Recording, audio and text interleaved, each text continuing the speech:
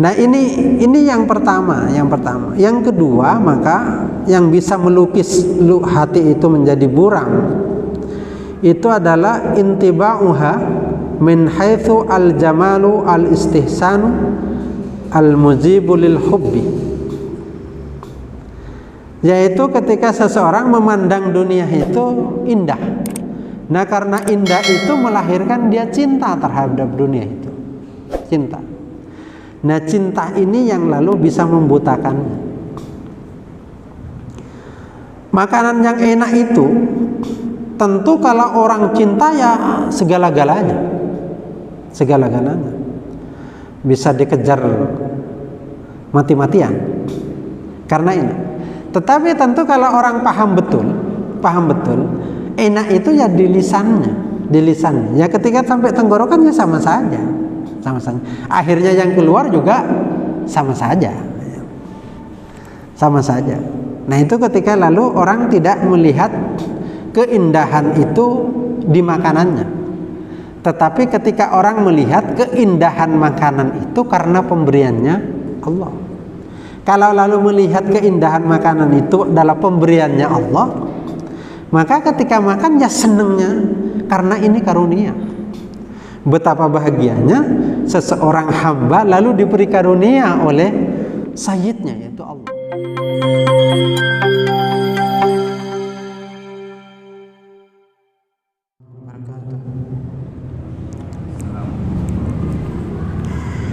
Innal hamdalillah nahmaduhu wa nasta'inuhu wa nastaghfiruh wa na'udzu billahi min shururi anfusina wa sayyiati a'malina. من يهده الله فلا مضل له ومن يضلل فلا هادي له أشهد أن لا إله إلا الله وحده لا شريك له وأشهد أن محمدا عبده ورسوله اللهم صل على نبينا محمد وعلى آله وصحبه أجمعين أما بعد. Sama rahimakumullah, kita lanjutkan kajian hikam. Sekarang sudah sampai pada hikmah yang ke-13. Yang sebelum ini adalah hikmah yang ke-12, yaitu membahas tentang uzlah.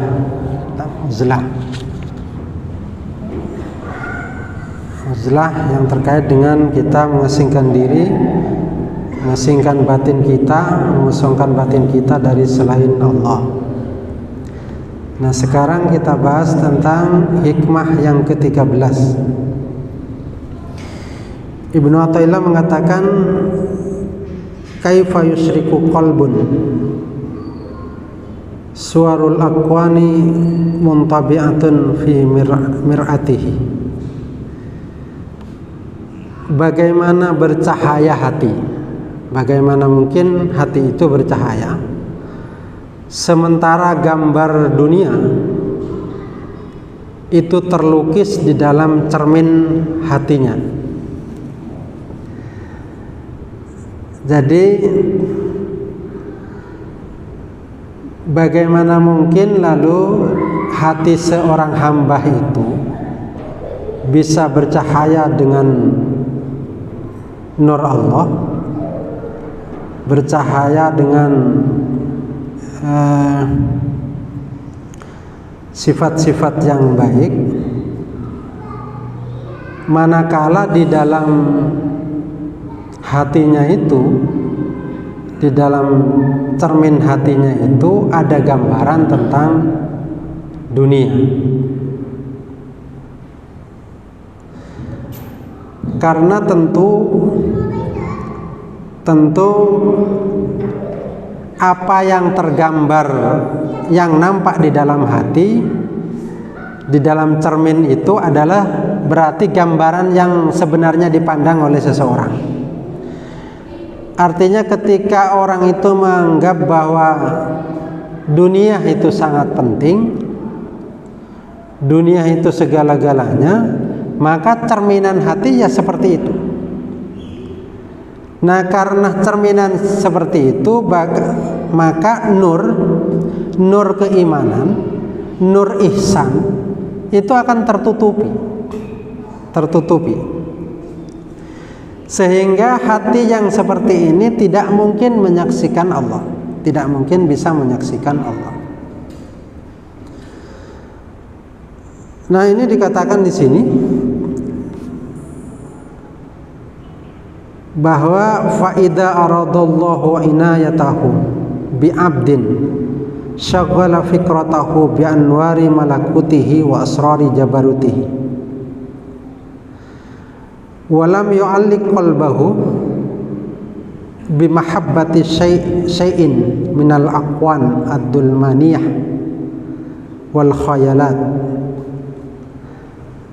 Jadi apabila Allah itu menginginkan memberikan pertolongan untuk seorang hamba, maka Allah akan menyibukkan orang itu, pikiran seseorang itu dengan cahaya, dengan nur, dengan cahaya,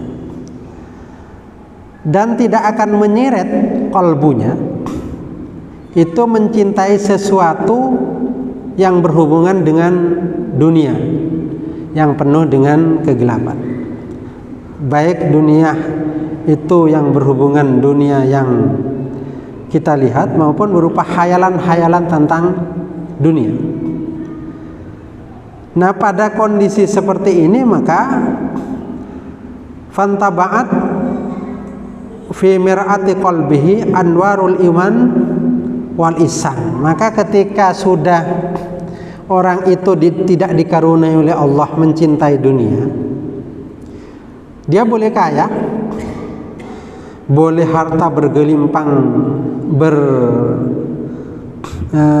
bergelipang harta, boleh, tetapi sama sekali tidak membuat dia cinta terhadap harta itu.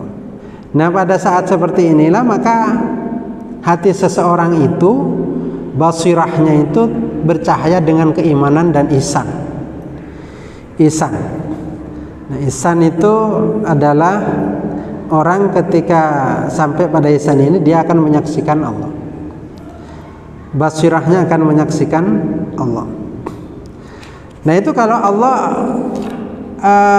menginginkan seseorang itu dalam kondisi hatinya bercahaya, sehingga maka cermin hatinya itu lalu tidak buram oleh kehidupan dunia itu. Artinya tetap bersih. Nah, pada kondisi seperti ini maka orang itu melakukan kebaikan apa saja ya dibuat mudah oleh Allah, dibuat enteng. Nah, ketika juga memandang rintangan, maka rintangan itu dibuat ringan oleh Allah, dibuat ringan, sehingga apa yang dikerjakan terasa ringan betul, terasa ringan betul. Nah, makanya ada seseorang yang lalu kalau misalnya Ramadan, misalnya bulan Ramadan itu terasa enteng betul, dia tidak tidur satu malam tidak tidur. Nah, sesuatu yang mungkin berat tapi Allah buka sehingga dia begitu mudah, begitu enteng. Tetapi kebalikannya, fa idza aradallahu khitlana abdin bi adlihi wa hikmati asghala fikratahu bil aqwanidul maniyah wasyahwati al jasmaniyah. Maka ketika Allah menginginkan seseorang itu terlantar, dibiarkan oleh Allah dengan keadilannya Allah, dengan hikmahnya Allah, maka orang itu akan disibukkan dengan dunia, kaya betul dia, tapi dibuat sibuk dengan dunianya. Apalagi tidak kaya, tambah dibuat sibuk dengan dunianya. Tapi ada orang yang pas-pasan, ada tukang becak yang lalu tidak disibukkan, hatinya itu tidak, ya giliran becak ya becak, giliran ibadah ya ibadah dia. Ya ketika becak ya senang kepada Allah, ya ketika ibadah ya senang kepada Allah ya. Artinya dijalaninya begitu enteng. Nah, kalau orang lalu dibuat terlantar hidupnya di dunia ini, maka pikirannya tetap dunia. Meskipun hartanya banyak, tetapi tetap pikirannya tetap dunia saja yang dikejar. Nah, dalam kondisi seperti ini maka yang terlukis dalam benak seseorang itu, seorang hamba itu adalah cermin dalam hatinya itu, yang tercermin adalah dunia. sehingga yang dipikirkan itulah terus. Nah, kalau seperti ini maka keimanannya tidak bercahaya. Nah, ketika keimanan tidak bercahaya, maka segala sesuatu itu menjadi berat. Segala sesuatu menjadi berat. Ya puasa ya berat, ya tarawih ya berat, ya witir ya berat. Apalagi kalau lalu bangun malam, tambah berat. Padahal lalu itu menjadi sangat penting sebenarnya di bulan Ramadan itu. Artinya bangun di tengah malam itu sangat penting. Jadi ada kajian kitab itu yang dibuat yang dilakukan jam malam, tengah malam. Ada kajian kitab yang dilakukan, dibacakan itu tengah malam. Itu bagi orang-orang yang tentu tidak dikaruniai pertolongan oleh Allah kan sulit. Tetapi bagi orang-orang tertentu yang menikmati betul. Karena Allah membukakan sesuatu yang berat menjadi ringan. Tapi bagi orang-orang yang lalu tidak dibukakan pintu pertolongan oleh Allah, yang ringan pun menjadi berat. Bagi orang tentu azan setiap waktu itu sulit. Tapi bagi orang yang dikaruniai pertolongan Allah ya begitu mudah.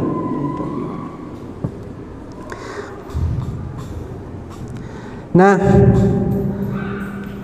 orang yang lalu dibukakan pintu hatinya itu, artinya cermin hatinya itu adalah cermin yang keimanan, cermin yang artinya dia dekat kepada Allah, maka yazulu ingkaruka lil haq, maka hilang yazulu ingkaruka lil haq, maka akan hilang keingkarannya kepada Allah, sehingga dia fata'rifuhu fi kulli syai'in, sehingga dia bisa menyaksikan Allah pada setiap sesuatu, dalam setiap keadaan. Artinya ketika seseorang misalnya lalu senang, maka dia ingat bahwa senang itu karunia Allah.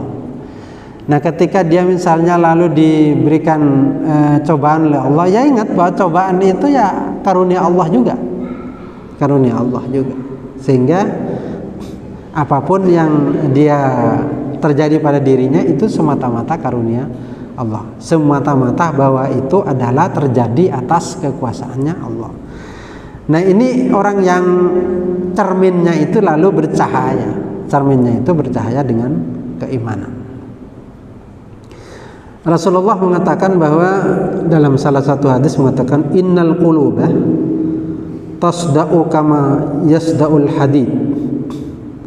Hati itu bisa berkarat sebagaimana besi bisa berkarat. Jadi kalau hati tidak pernah diasah, maka ya berkarat.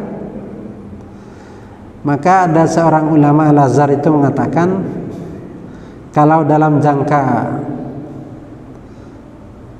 3 hari atau sampai 1 minggu seseorang itu tidak pernah mendengarkan pesan-pesan Allah dalam Al-Quran dan As-Sunnah, dalam hadis, maka dikhawatirkan hatinya menjadi beku.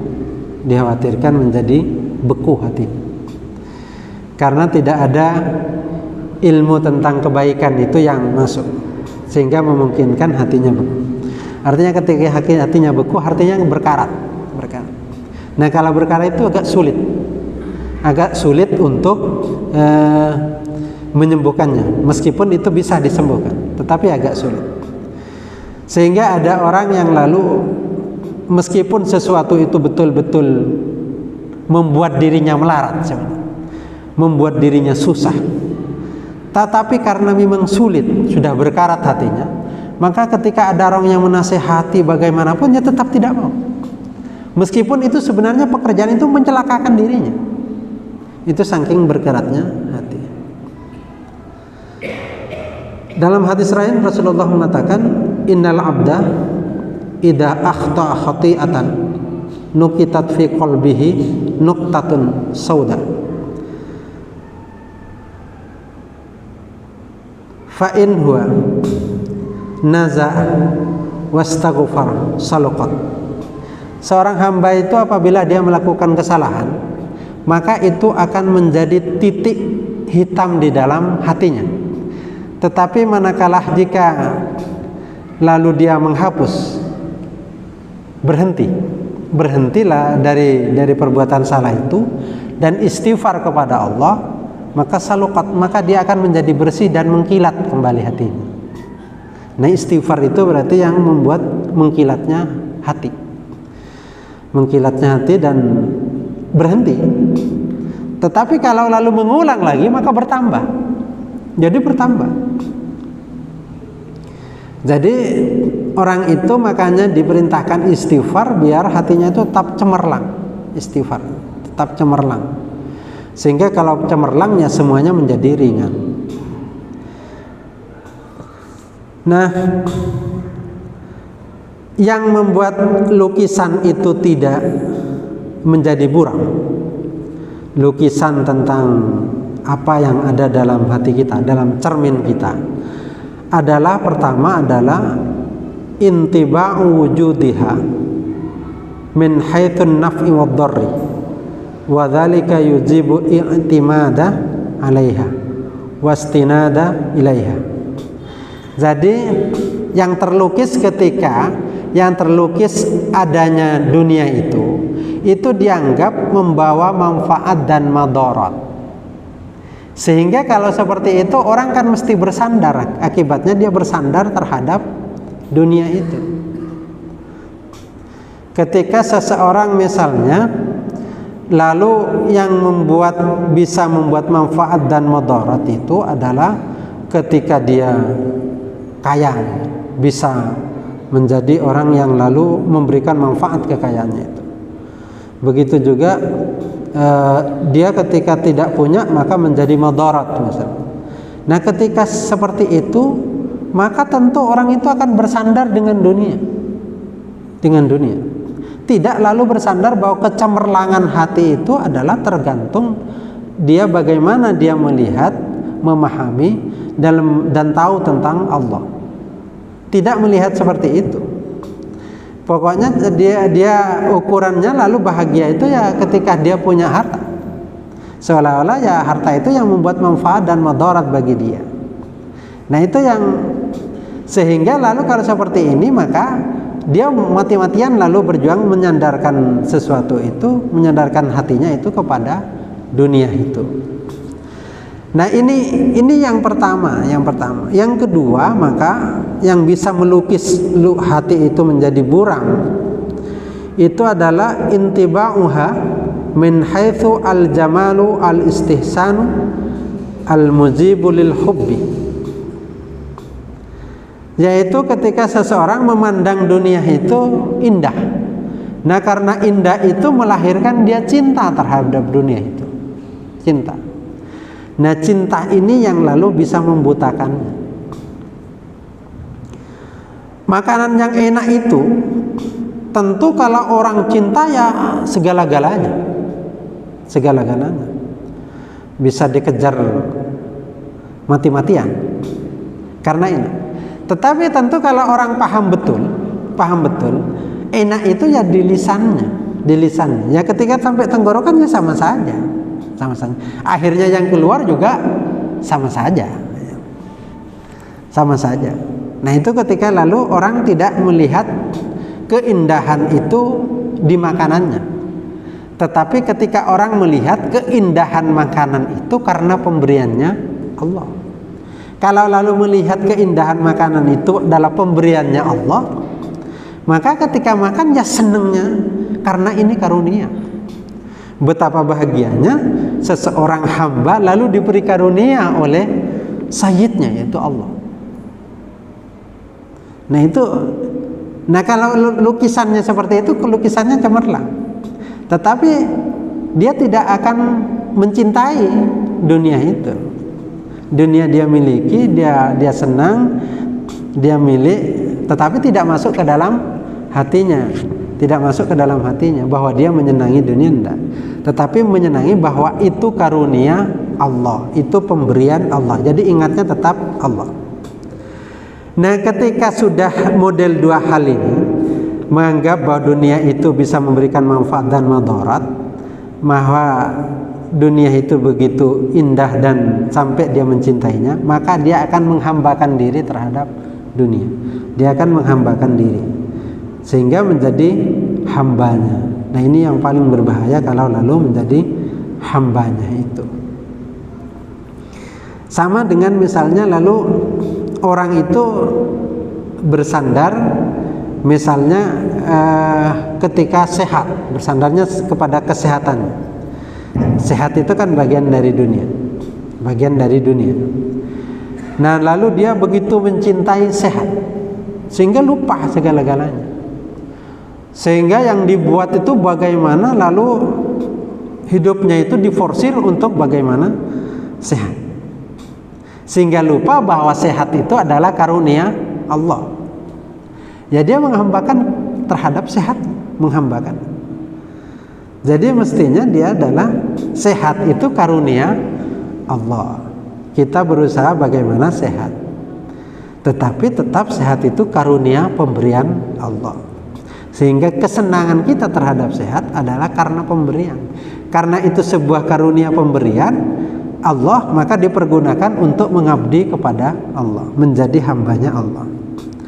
Yang ketiga itu adalah lukisan yang membuat buram itu adalah intiba'uha min haitsu syahwati wa dzalika yaqtadi al-ghaflata biha, yaitu bahwa yang terlukis itu adalah syahwat, dan inilah yang membuat lupa, yang membuat seseorang itu lupa terhadap Allah, sehingga tidak bisa tercermin dalam hatinya tentang cahaya tentang keimanan, cahaya tentang ihsan, apalagi tentang ihsan.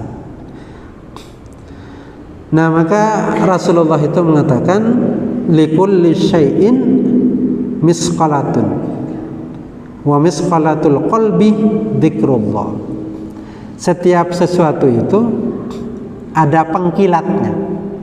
Setiap sesuatu ada pengkilatnya. Ya, kaca ada pengkilatnya, ya keramik ada pengkilatnya, ya sepeda motor ada pengkilatnya. Tetapi pengkilatnya hati itu, yang membuat hati itu mengkilat, dzikrullah, yaitu mengingat Allah, zikir kepada Allah. Cuma zikir ini kan ada zikir itu zikir zahir, ya.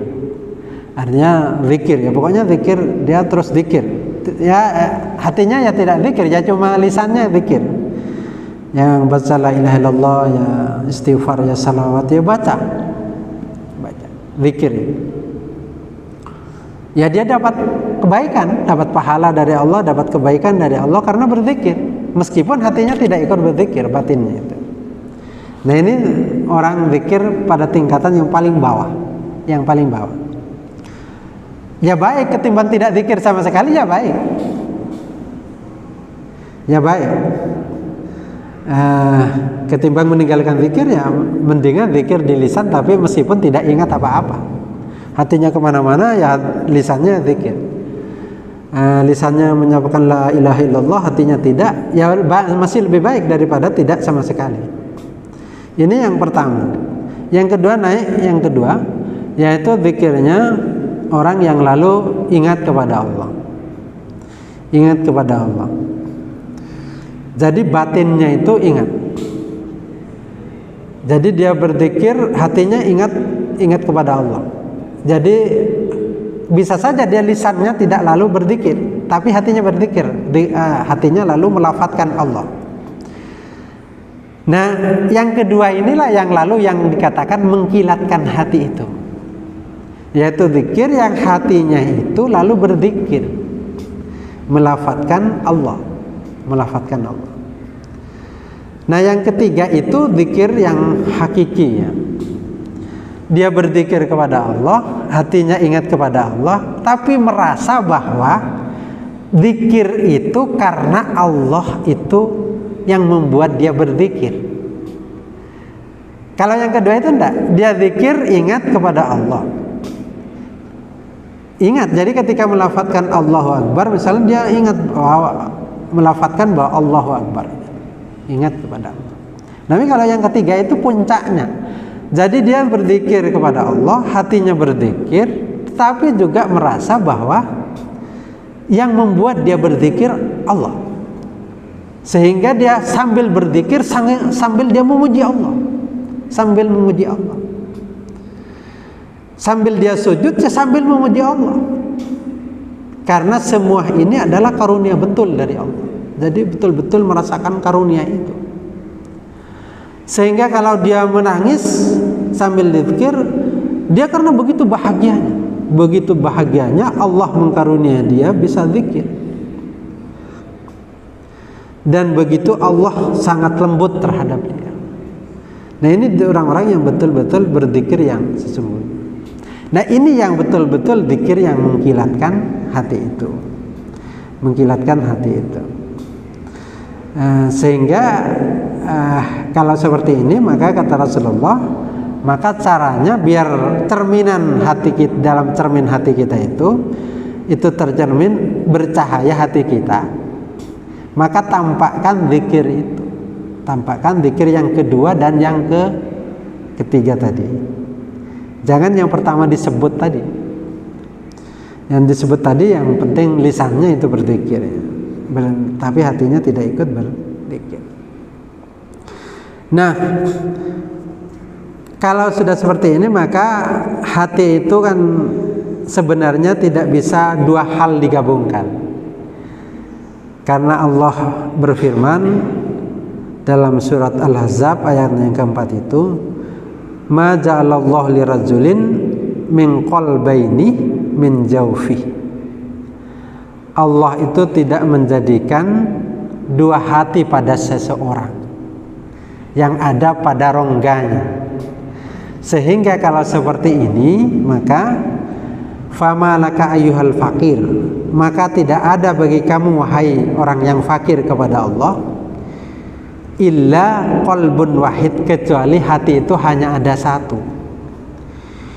Idza aqbalta alal khalqi adbarta anil haqqi. Ketika seseorang itu menghadapkan hatinya itu kepada makhluk, artinya hatinya itu ya ingat makhluk, mencerminkan makhluk di dalam hatinya, maka tentu dia akan meninggalkan Allah, meninggalkan Khaliq, meninggalkan Allah.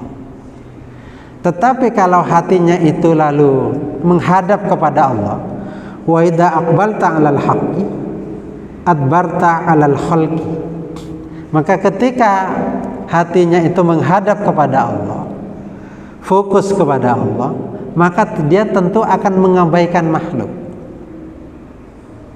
Nah, itu yang ada dalam hati. Allah menciptakan hati begitu. Tidak mungkin kedua-duanya ada. Tidak mungkin kedua-duanya ada. Oleh karena itu Umar bin Khattab itu mengatakan, seandainya bisa menggabungkan kedua-duanya, fokus terhadap dunia, fokus terhadap Allah, digabungkan di hati yang satu, seandainya bisa, kata Khalifah Umar bin Khattab, tentu saya bisa. Tentu saya bisa, kata Umar bin Khattab. Kata Khalifah Umar, tentu saya bisa melakukan itu. Tapi karena tidak mungkin, ya tidak bisa.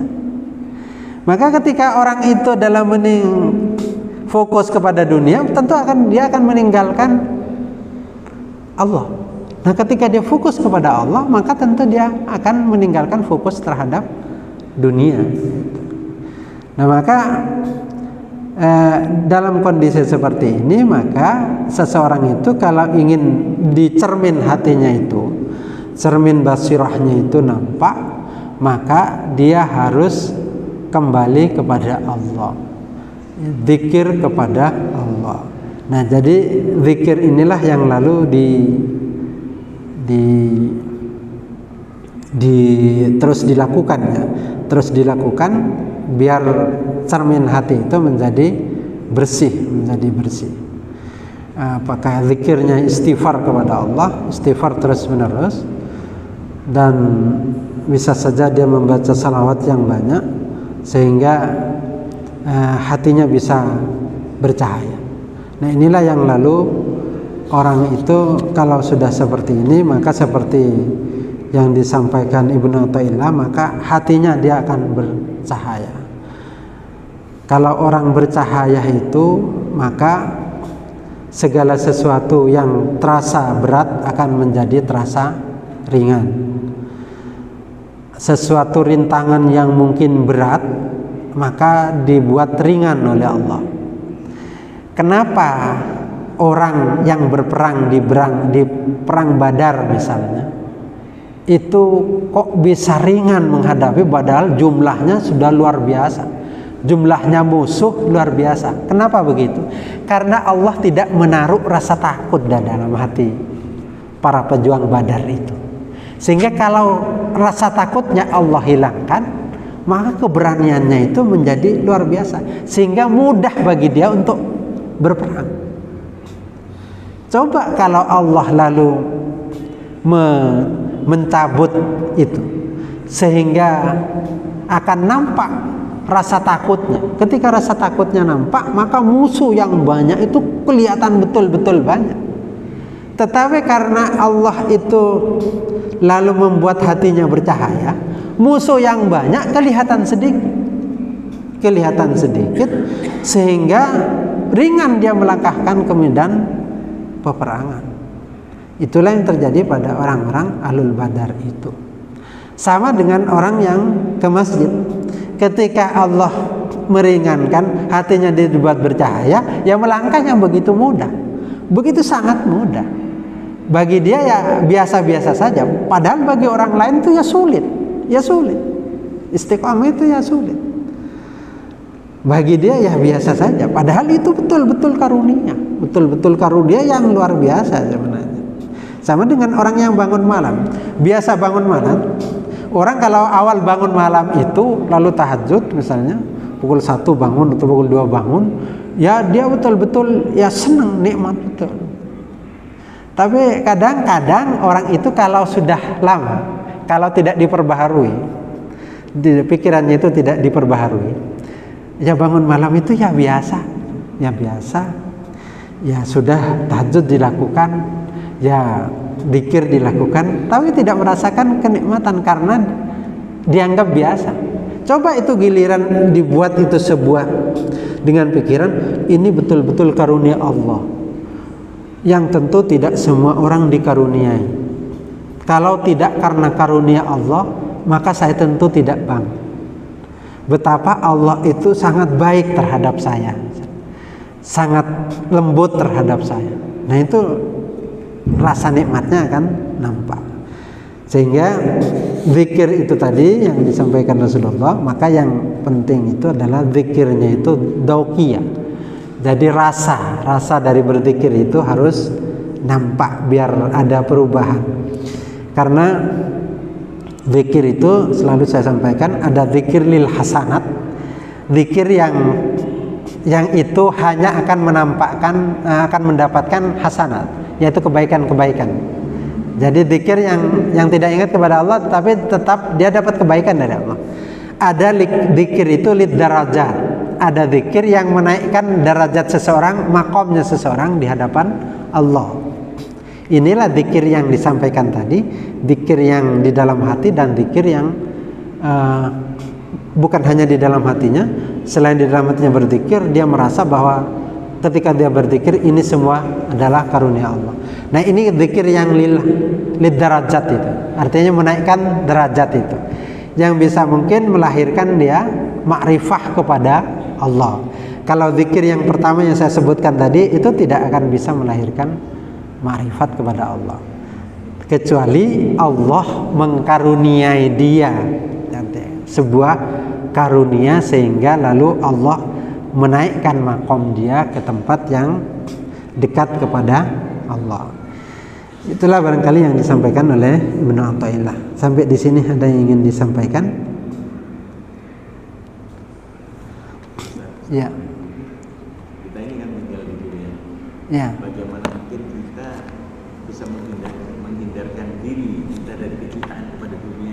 tak punya sama sekali. Sebab hati ini berbolak-balik sebagaimana yang diajarkan doa itu yang berbolak-balik satu dua piala ini itu kan karena memang kita ini hati kita ini terbolak-balik karena keadaan. Sebab kita tidak mungkin sama sekali menghindar dari dunia. Iya, menghindar dunia tidak mungkin. Tapi mencintai dunia tidak mencintai dunia bisa mungkin. Artinya kita mencari dunia sebanyak-banyaknya, tetapi kita tidak mencintainya. Tidak mencintai. Bukankah banyak orang-orang kaya itu yang lalu kayak Khalifah Utsman bin Affan atau misalnya ada banyak orang lah, bukan hanya kalau mungkin kalau khalifah lalu dibilang ya itu kan Khalifah Utsman bin Affan. Ada banyak orang yang lalu misalnya begini, ada saya ceritakan tadi tukang beca itu tadi, tukang beca dia tentu sangat butuh, lebih butuh. Mungkin ketika dibanding dengan kita mungkin lebih butuh dia terhadap dunia. Mestinya kan dia lebih cinta. Tapi enggak. Giliran beca ya dia beca sambil berzikir. Giliran ibadah ya ibadah betul. Ketika masuk salat ya ibadah dia. Begitu enteng. Begitu enteng. Nah karena dia tidak mencintai itu, tetapi dia harus melakukan itu. Harus melakukan mencari nafkah itu. Karena itu perintah Allah itu, perintah Rasulullah. Dia lakukan itu, tapi tidak sama sekali tidak ada rasa cinta di situ. Tidak ada rasa cinta. Hanya memenuhi keharusannya dia sebagai makhluknya Allah yang berusaha. Jadi apakah mungkin? Sangat mungkin. Banyak buktinya orang-orang itu. Dia bekerja ya bekerja, tetapi tidak lalu mencintai pekerjaan itu, tidak. Dia lalu bekerja sesuai dengan porsinya, ya dia melakukan yang terbaik di pekerjaannya. Nah, ketika dia beribadah ya beribadah. Dan dia ketika melakukan itu tidak karena bahwa dia betul-betul mencintai fokus terhadap dunianya, tidak. Oleh karena itu ada orang kaya yang lalu meletakkan dunia itu ya di tangannya, tidak di dalam hatinya. Ya, artinya kenikmatannya tetap ketika dia kaya, tetap kenikmatannya itu kenikmatan kepada Allah. Bahwa Allah itu yang mengkaruniai saya kaya. Sehingga ya senangnya kepada Allah, bukan kepada harta. Nah ini kan jadi masalah itu adalah senang kepada hartanya Allah, kurang respect terhadap pemilik harta yaitu Allah. Bahwa baju itu pemberian Allah, senang kepada bajunya, tetapi tidak senang atau kurang senang atau tidak respect sama sekali terhadap pemilik baju itu yaitu Allah. Ini yang masalahnya di situ. Makanya di sini dikatakan bahwa orang itu mestinya bisa menyaksikan Allah pada setiap sesuatu. Ini dilatih, tidak bisa kalau tidak dilatih. Bisa menyaksikan Allah pada setiap sesuatu. Nah, ketika misalnya melihat baju, tentu dia bahagia dapat baju. Tetapi yang tumbuh pertama kali senangnya kepada Allah pemberi baju. Nah, ini kasus menjadi masalah itu senang kepada baju tapi lupa kepada pemberi baju, pemilik baju yaitu Allah. Senang kepada rumah megah tetapi tidak lalu respect terhadap pemberi rumah megah yaitu Allah. Bahwa sebenarnya kan itu dipinjam saja. Bukti sesuatu dipinjam itu satu, yaitu dia tidak bisa dibawa kemana-mana. Baju kita miliki hari ini, giliran masuk kubur bajunya ditinggal. Ya, itu bukti bahwa itu bukan milik namanya. Itu hanya pinjaman. Celakanya manusia itu, kata Sayyid Ar-Rifai itu, Syekh Rifai mengatakan bahwa orang itu lalu terpesona dengan barang pinjaman, lupa dengan yang memberi pinjaman. Baju pinjaman Allah, lupa terhadap pemberi pinjaman yaitu Allah. Nah ini perlu dilatih. Orang diberi cobaan oleh Allah, sakit oleh Allah. Nah yang dipandang sakit, tidak mandang bahwa tetap sakitnya ini karena Allah yang menginginkan. Saya jadi seperti ini ya tetap karena Allah yang menginginkan. Nah, dalam kondisi seperti ini hati kan tidak bercahaya kan. Kalau orang bercahaya kan lalu pandangnya itu ini tetap dari Allah. Tapi tidak mungkin saya lalu mengeluhkan sakit ini, berkeluh kesah dengan sakit ini, sementara yang ngasih itu zat yang maha terpuji, yaitu Allah. Zat yang maha terpuji. Masa mungkin zat yang maha terpuji dan maha baik itu memberi sesuatu yang tidak baik? Tentu kalau ini diberikan hari ini itu semata-mata karena ada kebaikan yang luar biasa yang Allah berikan di dalamnya. Nah, ini orang namanya bisa melihat sesuatu sekaligus menyaksikan Allah pada sesuatu itu. Tidak cuma bisa memandang gunung itu indah, tetapi tidak bisa menyaksikan Allah pada keindahan gunung itu. Bahwa gunung yang indah itu karena Allah yang membuat indah. Tangan yang bergerak ini adalah karena Allah yang membuat bergerak. Buktinya giliran Allah tidak bisa tidak membuat bergerak, maka tangan ini menjadi kaku.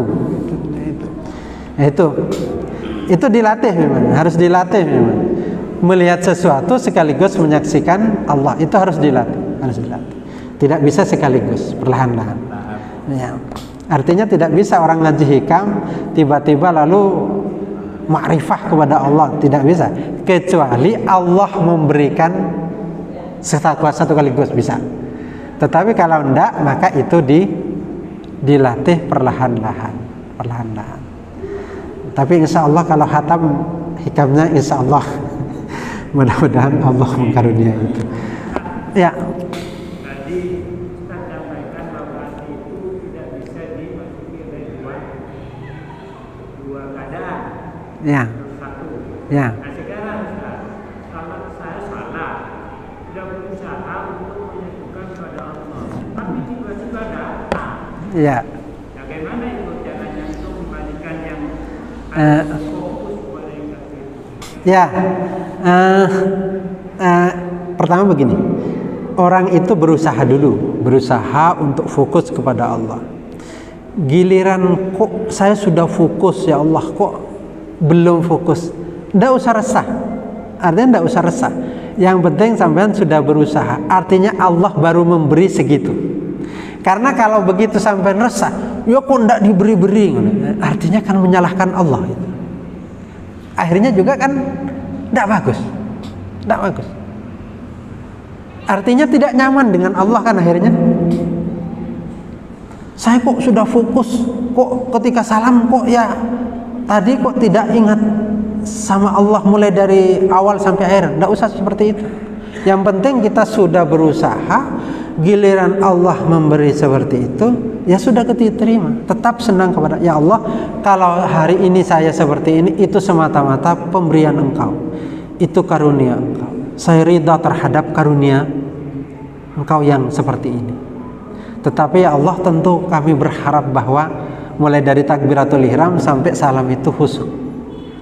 Tapi tetap saya ridha ya Allah, saya tetap senang dengan pemberianmu hari ini. Tentu harus begitu.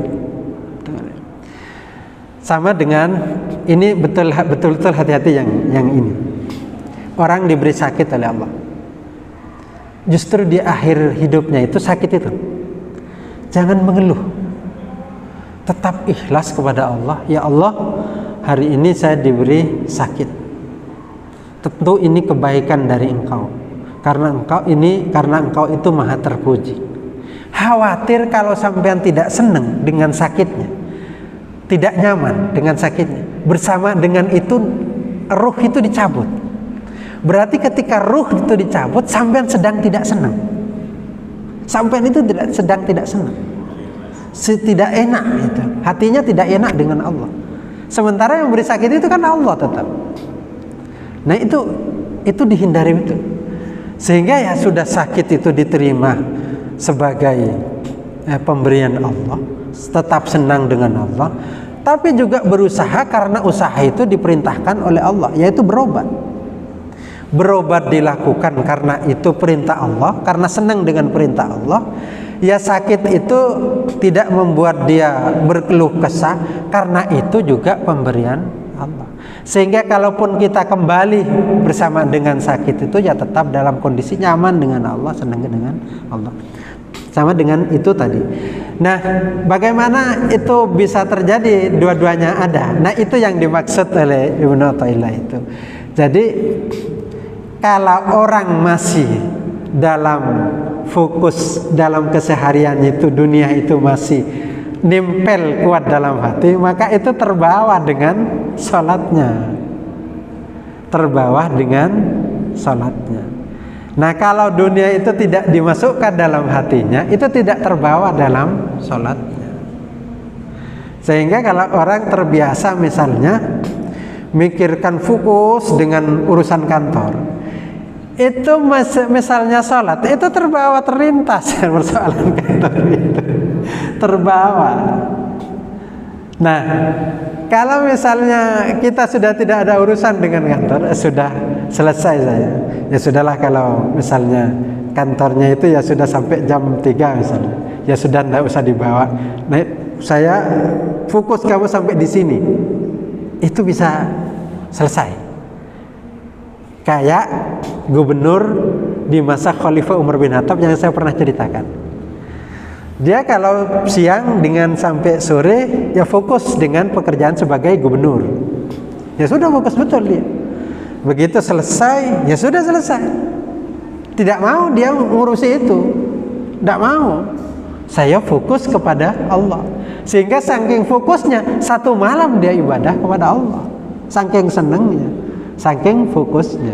Nah itu, makanya hati itu tidak bisa dua-duanya. Ya senang, ya fokus kepada Allah, ya fokus dengan dunia. Makanya tidak mungkin semuanya ada di dalam salat.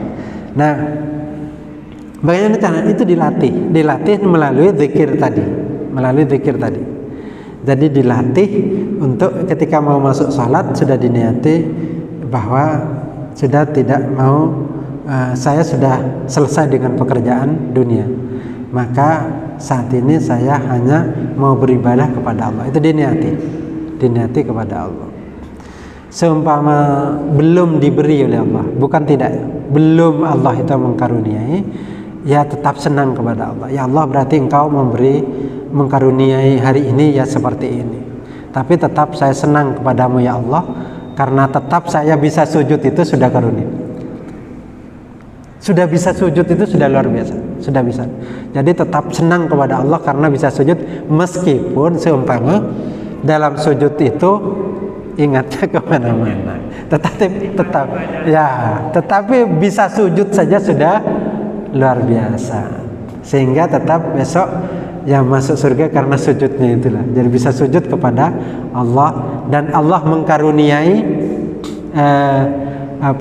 mengkaruniai rezeki itu bisa masuk surga.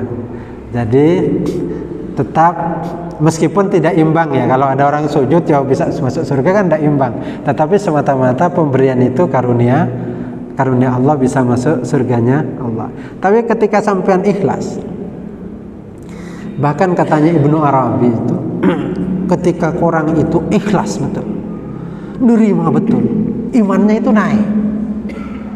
Misalnya begini, sampean kok sholat diniati, ya Allah saya ingin khusyuk ya Allah. Dia sholat, giliran sholat kok ya tidak khusyuk. Ya ingatlah, bukan tidak sama sekali, tentu ada khusyuknya. Nah giliran selesai sholat, kok sampean itu tetap bahagia kepada Allah. Ya Allah, saya ikhlas betul, ya Allah. Saya terima betul, saya bahagia betul. Engkau mengkaruniai hari ini saya bisa sujud, meskipun hari ini saya tidak bisa khusyuk sepenuh. Nah saat betul seperti iman sampai sedang naik.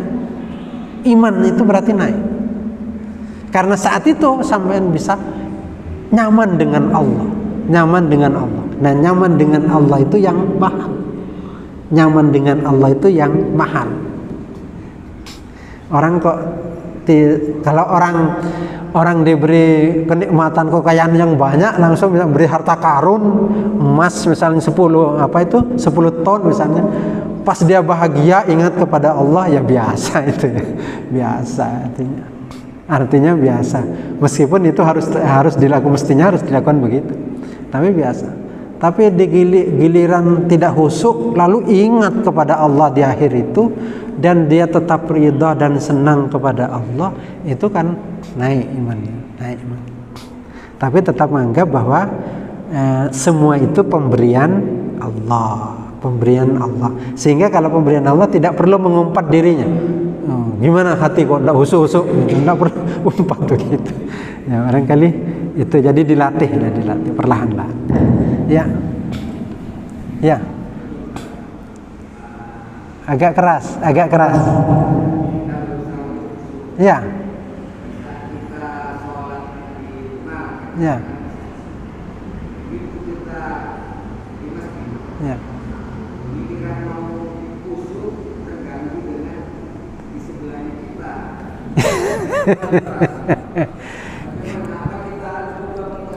Giliran mau khusyuk terganggu oleh orang di sebelahnya, gitu. Ya, artinya khusyuknya baru tahap awal. Ya, carilah tempat yang bisa membuat khusyuk. Kalau misalnya temannya itu sering, makanya kalau sholat bersama tidak boleh jahar, ya. Yang makmum tidak boleh jahar, tidak boleh dikeraskan. Apa bukti orang itu mengeraskan? Kalau di sampingnya itu dengar, itu berarti jahar, mengeraskan. Tidak boleh mengeraskan sehingga orang lain terganggu. Bacalah biar cuma telinga dia yang mendengar. Jangan mengganggu orang lain, biar tidak terganggu kehusukan orang lain. Pada dasarnya kalau khusyuk betul itu tidak terganggu, tidak terganggu. Maka ada orang itu salat khusyuk, tiba-tiba ada anak teriak-teriak. Kok dia merasa terganggu? Dia istighfar kepada Allah. Anehnya di situ, Ustaz. Istighfar kepada Allah. Mendengarkan suaranya teriak atau suaranya kelas itu tidak masalah. Aneh kalau kita sholat bersebelahan terus orang berisik, memang jadi kacau. Jadi istighfar kepada Allah orang itu karena apa? Yang salah itu katanya bukan yang teriak-teriak, yang salah dirinya. Seandainya dirinya khusyuk, tentu tidak menghiraukan anak-anak yang teriak-teriak itu. Yang salah dirinya, menyalahkan dirinya, bukan menyalahkan orang yang teriak itu. Itu artinya bahwa pada dasarnya kalau orang khusyuk betul, ya tidak ada masalah itu, tidak ada masalah. Karena kita itu khusyuknya baru bertahap, itu berproses, sehingga karena berproses maka carilah tempat yang bisa khusyuk. Di masjid itu kan lebar. Kalau ketemu orang ini biasanya kalau baca terlalu kerasin, sudah menghindar ke situ. Giliran masuk saf itu pindah ke sana. Atau pindah ke belakang itu hindari itu. Enggak apa-apa, enggak tersinggung gitu, enggak tersinggung. Enggak boleh tersinggungan gitu. Artinya kalau begitu apa memang sepakat dibenarkan artinya dengan mengeraskan atau Nah, jadi mengeraskan suara enggak boleh. Makmum tidak boleh, yang mengeraskan suara itu imam. Makmum enggak boleh. Tidak boleh, imam pun dibatasi dengan saat boleh. Imam itu kan boleh hanya Al-Fatihah dengan surah. Selain itu tidak boleh kecuali takbiratul ihram dan takbir intiqal, itu boleh dikeras. Selain itu imam juga tidak boleh, kecuali hadi itu boleh. Boleh tapi cuma takbir kalau hadi. Yang selain itu kan tidak boleh keraskan. Tidak boleh, itu tidak mengganggu, tidak boleh mengganggu orang lain. Jadi menghindari mengeraskan itu. Kalau mengeraskan sama dengan mencaharkan, tidak boleh. Jadi dihindari itu. Ya khusus itu dilatih. Kalau seumpama sampai akhir hayat kita tidak dikaruniai khusyuk, ya mudah-mudahan tetap itu oleh Allah nanti diberikan kebaikan di akhirat. Di dunia sudah berusaha, tentu kalau Allah tidak mengasih di dunia ini, maka tetap akan diberi nanti di akhirat sebagai orang-orang yang khusyuk beribadah kepada Allah. Asalkan sampean tetap harus nyaman kepada Allah. Sampai akhir hayat pun, sampai akhir hidup kita tetap nyaman dan senang dengan Allah dalam kondisi apapun. Itu. Barangkali itu mudah-mudahan berguna. Ihdinas siratal mustaqim. Assalamualaikum warahmatullahi wabarakatuh.